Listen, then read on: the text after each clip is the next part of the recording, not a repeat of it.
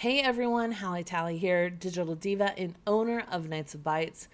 Today is Tuesday, July 9th, and I'm here with your daily business cybersecurity briefing.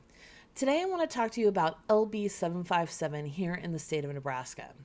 Now, many of you aren't going to know what that is. It's a bill that was enacted in July of 2018, so it's been on the books for a year, and it's more commonly known as the Data Breach Notification Law. Now, if that rings a bell, it's simply because we hear that most frequently associated with large compromises or breaches like Yahoo, Equifax, Facebook, etc., where personal identifiable information has been compromised on a website or at the company level.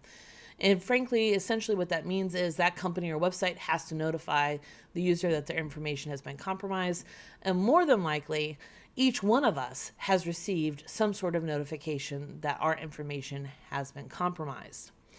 But what's buried in that bill is also some information that is going to apply to all businesses who definitely have employees. Now, I say this because a lot of small businesses aren't concerned about data breach notification because they simply aren't storing that type of information about their customers. However, the data security portion of the bill states that Nebraska businesses who own, license, or maintain computerized data that includes Nebraska residents' personal information to implement and maintain reasonable security procedures and practices, including safeguards for disposing of that information. Now, let me unpack that a little bit. Let's start with own, license, or maintain. Do you have a computer network in your office that you maintain? Check. Okay. The second part is, are you storing Nebraska residents' personal identifiable information? Well, maybe. So let's think about that. If you have employees and you're storing anything electronic like a copy of their ID, social security card, W-2, I-9s, any type of information that's going to have that personable identifiable information most associated with payroll and employees, then you got to check that box too. And then maintaining reasonable security practices and procedures. Well, what does that really mean?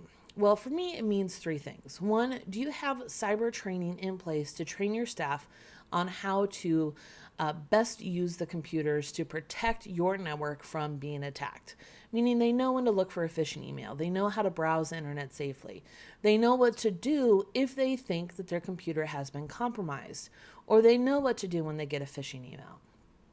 Two, do you have policies and procedures in place? Things like acceptable use policy, password policy, data security policy.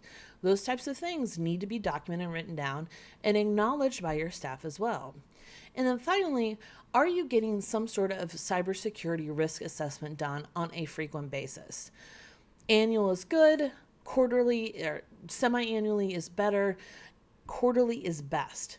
And once you get that risk assessment, are you then doing what you're supposed to be doing to close those gaps that have been identified in that cybersecurity risk assessment? Now, that's a lot of information, and I'm sorry to kind of bundle that all into one short video, but it's really important that if you are a small business and you're keeping that information electronically stored, that you do at least those three things to make sure that you are following the law that has been put in place for at least a year. If you have any questions, please shoot me an email at htally@knightsofbytes.com or post a comment or question below, and I'll be happy to answer. This video will be posted on our Facebook, LinkedIn, and YouTube channels, so please make sure to like, follow, and share those videos from there. As always, have a great day, everyone, and safe computing.